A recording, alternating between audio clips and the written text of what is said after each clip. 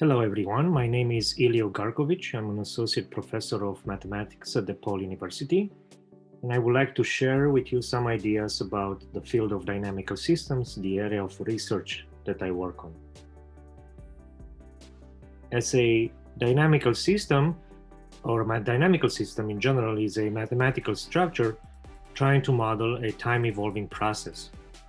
As such, it consists of a phase space, the space where the motion or the behavior happens, a time variable to keep track of the time evolving process, and a time evolving rule or the dynamics rule that tells you how the process evolves. If you think about examples, you can find examples in pretty much any field, starting with celestial mechanics if you try to understand planetary motions, or particle traveling on a surface, population biology or ecology, where you try to understand the dynamics of a particular population, finance and economics, when you try to understand various financial quantitative functions, and so on. The goal of the field is to understand the long-term behavior of a particular process, what happens in the long run, and what kind of orbits, what kind of trajectories such a system has. I have two examples here to share with you. On the left, you see a diagram of a evolution of a particular population. It looks highly irregular, aperiodic. It starts with 20 individuals, then it jumps to 60 plus, then it jumps all the way to 120, and dramatically decreases to about 5 or 6 individuals, and then this type of aperiodic pattern keeps going. We'll see a little bit later whether such a model or how realistic such a model is. On the right, I have a famous diagram of a Lorentz system. This is a three-dimensional situation coming from a system of differential equations. And you see again a complicated behavior or complicated situation of the trajectory, the orbit rotating, evolving about two particular centers. From these two examples, it is clear that a dynamical system with complicated behavior seems a little bit more appealing to researchers, although there are plenty of situations where the long-term behavior is much simpler.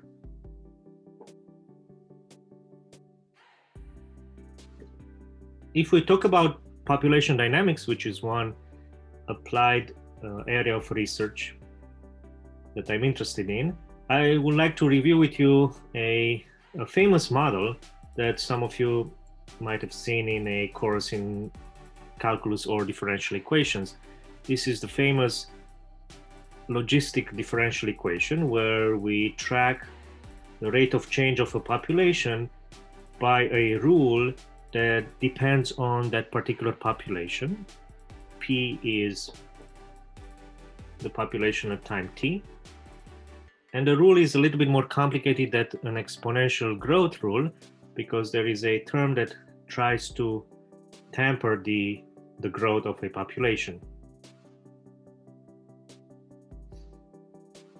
I'm not going to emphasize the fact that this model does admit a explicit solution. There is a function that tells you exactly, that gives you the solution of this differential equation.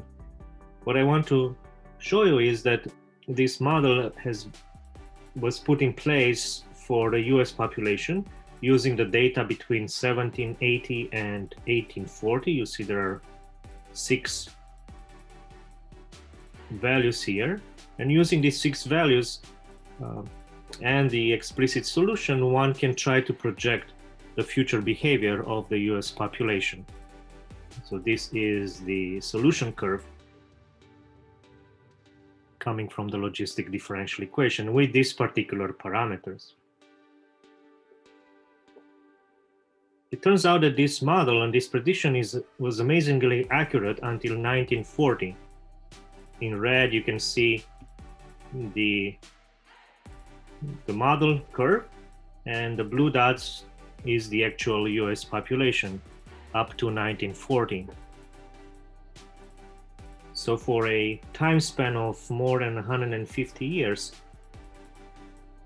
this relatively easy one-dimensional differential equation turned out to be quite accurate for predicting future population growth. One important feature of this continuous model is that the solution in the long run converges to a value k that also appears in the differential equation, and this value k is the carrying capacity. So no matter where you start, in the long run the population will converge towards this specific value called a carrying capacity. Even if you start with values greater than k, and things will converge towards k.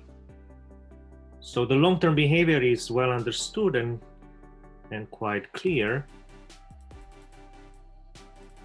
That's in contradiction with what happens if you discretize this model, and if you assume that the time variable is a discrete variable, then instead of a instantaneous rate of change, you write a discrete rate of change, a time one-step rate of change, as you move from a population of time n to time n plus 1. We keep the same rule on the right. So if you assume that the time now changes discretely, you get something that's called an iterative process, or a discrete logistic model. In other words, you use a particular rule, the function on the right, in order to track the evolution of this quantity. You start with the population at time 0, p naught, you apply your rule f, you get the population at time 1, you apply the rule f, you understand the population at time 2, and so on. So you have a sequence of values that change according to this right-hand side rule, f. And in this case, if you look, this right-hand side rule is a quadratic function. There is, if you multiply out, you have a negative rpn squared as the quadratic term. So the rule is just coming from a quadratic map, and you keep applying it over and over again in order to track this particular population. Let me show you some population projections for different values of r and the initial population p0. So r is some kind of an intrinsic growth rate, k is the carrying capacity. For simplicity, let's assume that k is 100. So if your growth rate is relatively small, 0.3, you have a population that resembles very much the pattern from the continuous model. You see, it starts at 20 individuals, and then it kind of grows fast, and then it slows down, and it converges towards this carrying capacity of 100 units. Same happens if you increase the growth rate to 1.7. You get to see some oscillations here that are not present in the continuous model, but in the long run, things again converge to this carrying capacity of 100 units. So nothing new, or things behave as we expected and so for the continuous model. But here it is something that is quite new and it happens only for this discrete model. If you take a growth rate of 2.2, then all of a sudden we get to see these oscillations in the population size, very regular for r equals 2.2. Population keeps going up and down, and it oscillates between about 120 and something of 70. Okay, so there are two levels, and the population seems to keep going up and down. That's something that the continuous model did not show in its behavior. If you have the courage to go a little bit higher with the growth rate R at 2.8, all of a sudden you see a very irregular pattern. The population starting at 20 individuals now oscillates widely, and there doesn't seem to be any kind of regular structure in place or regular pattern in place. So this is what we call a random-like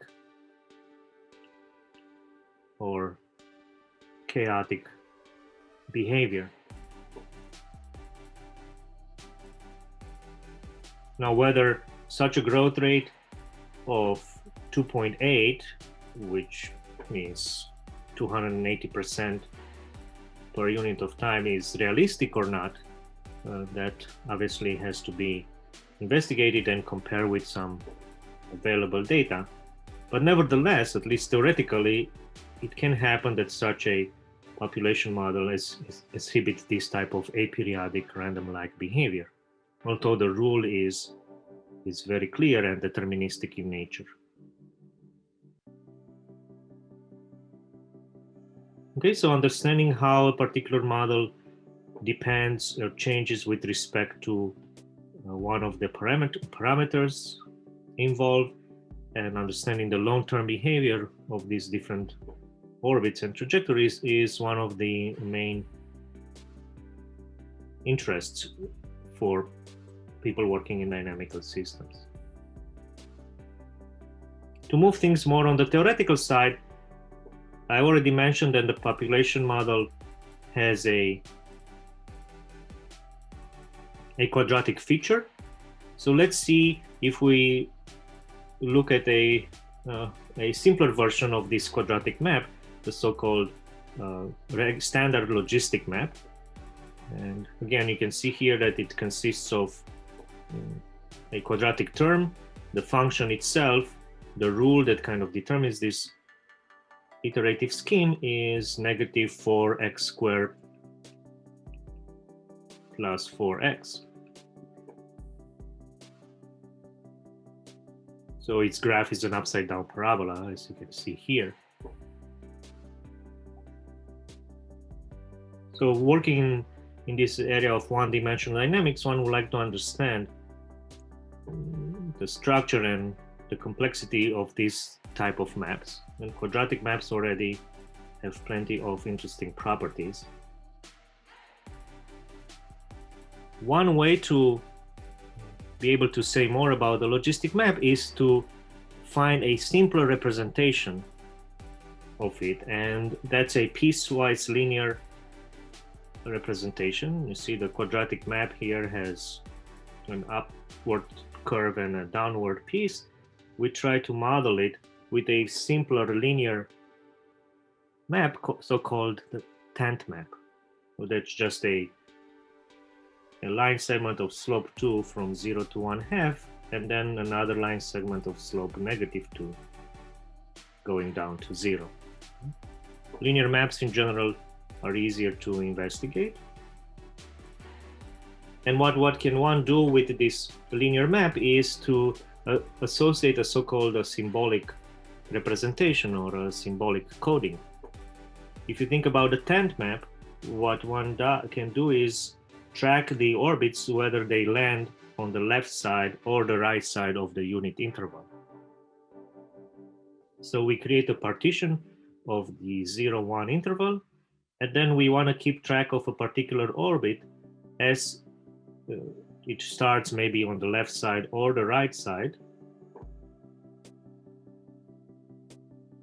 And we want to see where it lands after each time iterate. So in this way, with a little bit of work, one can see that if you start actually between 0 and 1/4, 0.25, up to here, the first iterate is the left, and the second iterate, if you map this function, you are still landing on the left side because you're still less than 0.5. If you start somewhere between 0.25 and 0.5, that means you're starting on the left side, but then you go somewhere the image will be a value greater than 0.5, so you land on the right. So you see this is like a two-step sequence of symbolic codes. They show us that we can have pretty much a right following a left or a left following a left. And you can also go on the other side and see that there are pieces that follow a right-right pattern or a right-left pattern. And then you can keep investigating the higher order iterates and realize that very much any symbolic sequence that has a left and a right as its symbols can represent an actual trajectory and an actual orbit. So the map or the orbits of this tent map are very much in correspondence with all possible symbolic sequences that one can build using left and right, or 0 and 1. So this very much looks like a coin flip.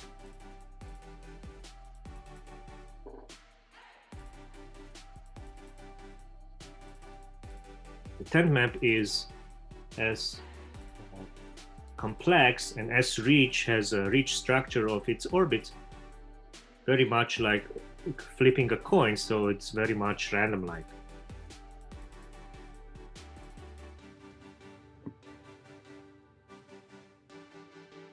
For that reason, we say that the tent map exhibits random-like behavior, or in other words, it is a chaotic map. And so is the logistic map that we started with.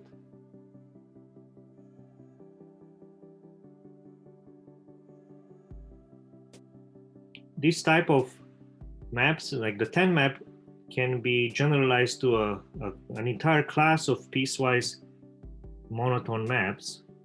And these maps have admit what's called a Markov partition. In other words, pieces are mapped into a union of other pieces. If you look here, we can identify 4 pieces of this map: interval I, interval J, interval K, and interval L. And then you can build a diagram, something that looks like a Markov chain, where you can track where piece I goes. Piece I is mapped to piece J.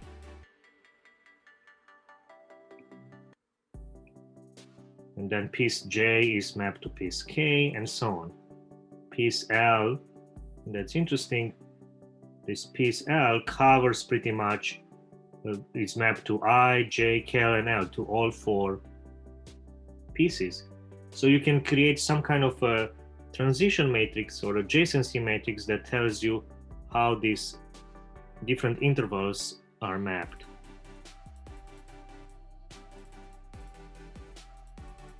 You don't need to have a continuous map necessarily. What's important is that you can write any image of a particular partition interval as a union of other intervals. And this is what's called one-dimensional Markov maps. As I said, they have a very rich structure. Think of the tent map, and they are one of the main tools in understanding the one-dimensional maps. Many of them, as I said, are chaotic in nature. They exhibit a complicated collection of trajectories.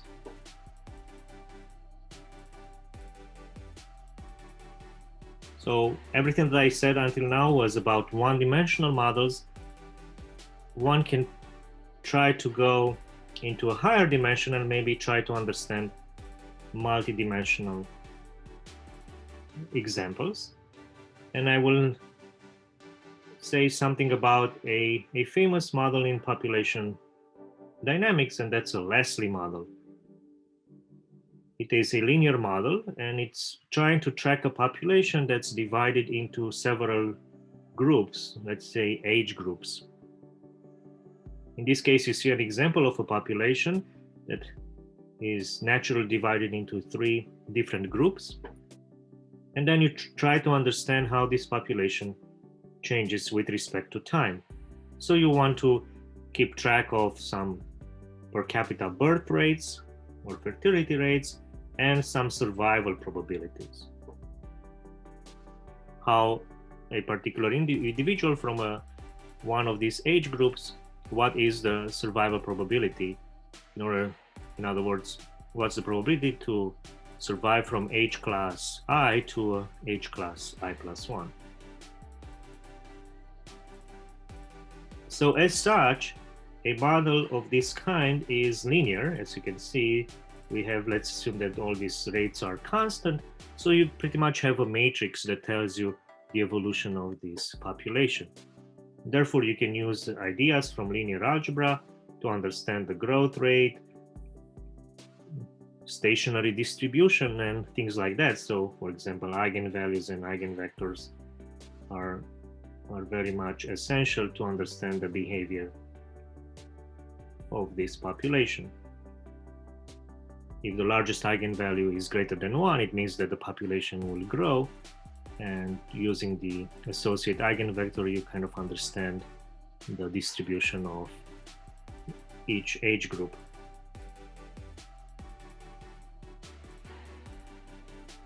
Maybe a little bit more interesting is a population model that has some kind of nonlinear terms. And what I and one of my collaborators did some time ago was to look at fertility rates that are not constant anymore, fertility rates that decay exponentially with population size. So some kind of an assumption that's also appear in that kind of logistic growth model. But here, each fertility rate is modeled as a constant times an exponential function with a negative exponent. That depends on the total population. We kept the survival probabilities constant, but one can try to